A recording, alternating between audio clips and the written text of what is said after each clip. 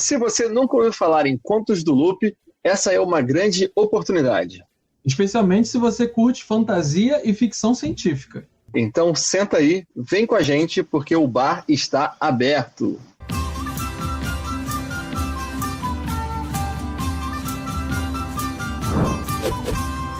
É isso aí, pessoal. Eu sou o Jota. E eu sou o Mulder. E nós estamos hoje falando com vocês a respeito dessa série de ficção científica, mas antes queremos lembrar para você que nós estamos aqui toda segunda, quarta com vídeos gravados e sexta-feira com lives. Então já deixa o seu joinha aqui nesse vídeo para curtir o nosso vídeo e nosso vídeo se espalhar aí por toda a galáxia. E também não se esqueça de se inscrever no canal se você não for inscrito, porque vamos falar sobre Contos de Loop, que é uma série extremamente difícil de explicar, né? O mesmo de encaixar num estilo, num rótulo, porque ela é uma série de ficção científica, mas ao mesmo tempo não é, né? Vamos do início. De onde surgiu essa série?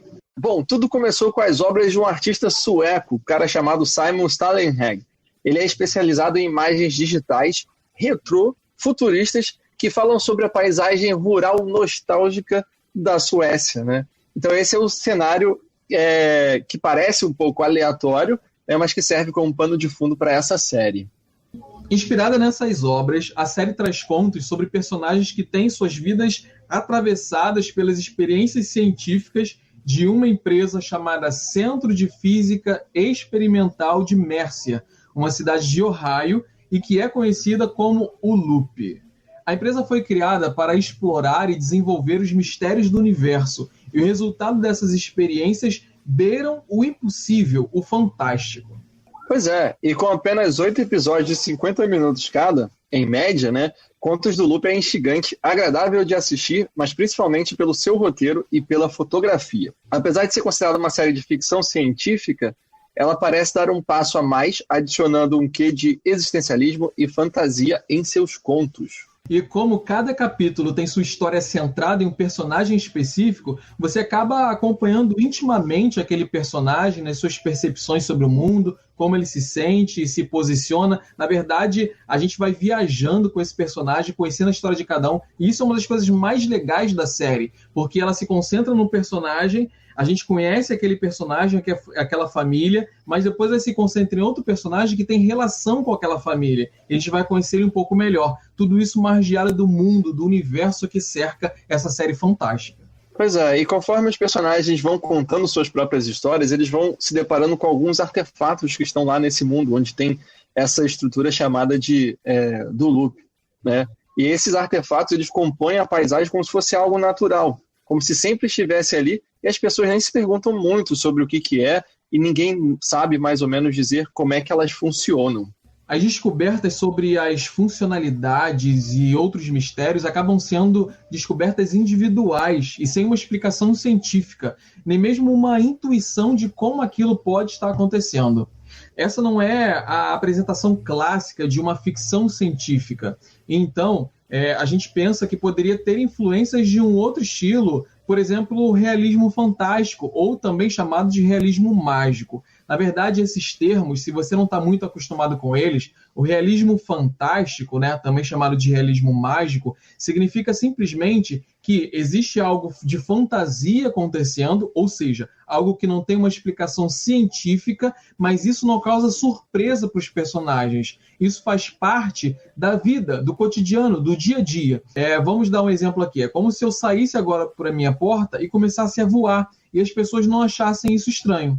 Isso se chama realismo fantástico. A diferença é que nessa série não está tão inserido porque as pessoas ainda se surpreendem com algumas fantasias que se passam ali.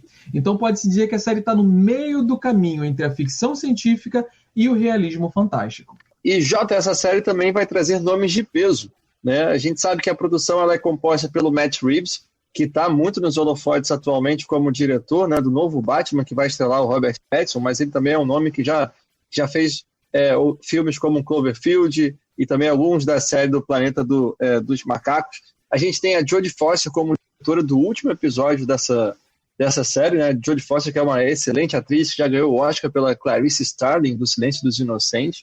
E a gente tem também a presença do Jonathan Pryce, que quem não sabe, ele concorreu agora ao Oscar de 2020 como melhor ator pelo papel dele em Dois Papas, né, feito com o Papa Francisco, né? Então, assim, a série está investindo numa equipe de peso e, com isso, consegue todo um diferencial na hora de contar as suas histórias. Exatamente. Lembrando que o Jonathan Pryce, na verdade, ele é o fio condutor, porque ele é o fundador do Loop e ele está contando as histórias, né? Já abre com ele contando essas histórias. Mas vamos fazer um rápido review aqui dos episódios, só para vocês terem uma pequena noção do que aguarda vocês nessa série. E antes de falar sobre esses episódios, eu tenho uma curiosidade e até uma observação para fazer a respeito disso, porque é uma diferença muito clara entre a Netflix e a Amazon, né? Essa série, como a gente falou, ela é da Amazon.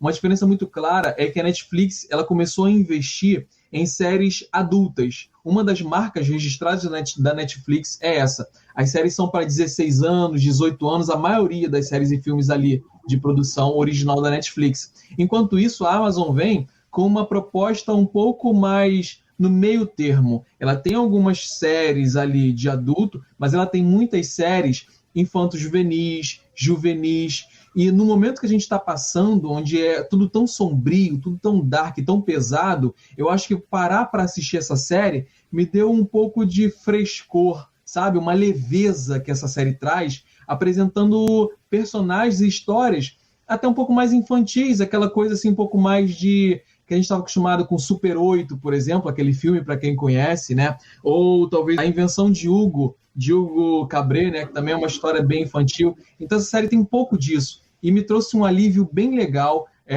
de ter vivido um pouquinho mais dessa coisa de um infantil, mas mergulhado na fantasia. Então, para você ter uma noção mais ou menos do que se trata a série de cada episódio, a gente escolheu 2 episódios cada um que foram os nossos favoritos, né? Manda qual é o seu primeiro favorito aí, Jota? É isso, a série é curta, né? São 8 episódios, os episódios são um pouquinho longos, mas eu queria destacar o segundo episódio, né? Que conta a história, da sinopse dele, é uma descoberta na floresta, dá 2 adolescentes a oportunidade de saírem de suas vidas. Esse episódio, a gente não vou dar spoiler, mas ele é muito interessante, porque ele trata sobre a grama do meu vizinho é mais verde que a minha. Basicamente é isso. São 2 adolescentes que ficam muito curiosos e, assim, eles têm inveja, basicamente, são amigos, mas eles invejam a vida um do outro. Eles acham que a vida do outro é melhor.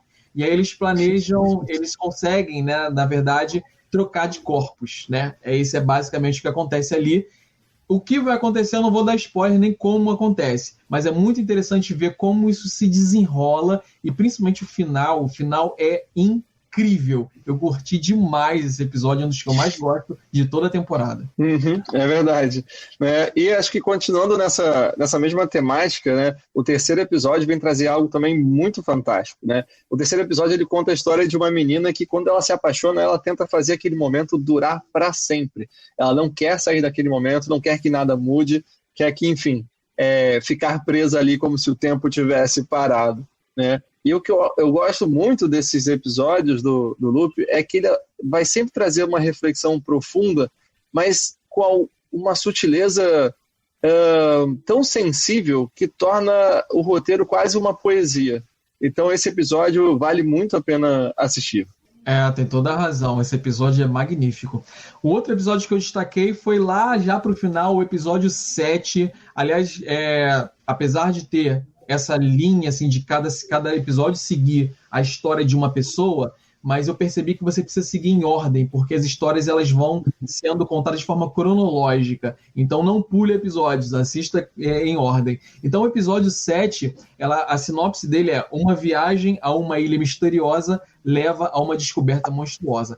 Falando um pouquinho mais sobre esse episódio, sem dar muito spoiler, conta a história de um rapaz, dada a origem dele quando ele ainda era criança, e o encontro que ele teve, assim, bem misterioso, que faz uma ligação com um personagem que ele descobre nessa ilha, e é um personagem que eu não vou dizer o que é, mas é um personagem monstruoso e que vai ter uma relação muito íntima, muito próxima com ele.